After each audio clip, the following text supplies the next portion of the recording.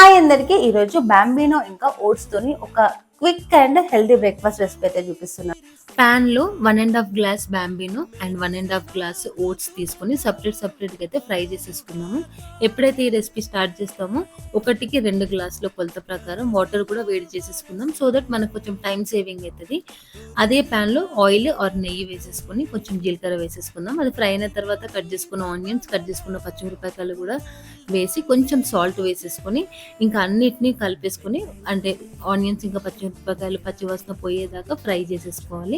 తర్వాత ముందు మనం ఏవైతే పక్కన పెట్టుకున్నామో ఫ్రై చేసుకొని ఓట్స్ ఇంకా బాంబినో కూడా వేసేసి మంచిగా కలుపుకోవాలి. ఒక 3 మినిట్స్ అయితే సరిపోతుంది. తర్వాత వేడి చేసుకున్న వాటర్ కూడా వేసేసి కొంచెం కొత్తిమీర కూడా వేసేసి సాల్ట్ ఒకసారి చెక్ చేసుకొని మూత పెట్టేసుకుందాం. ఎగ్జాక్ట్గా ఒక 6 మినిట్స్కి మన బ్రేక్ఫాస్ట్ రెసిపీ అనేది రెడీ అయినట్టే. మీరు బ్రేక్ఫాస్ట్ లాగా తినొచ్చు, అండ్ డైట్ చేసే వాళ్ళు ఎవరైనా ఉంటే మాత్రం నైట్కి డిన్నర్ లాగా కూడా తీసుకోవచ్చు.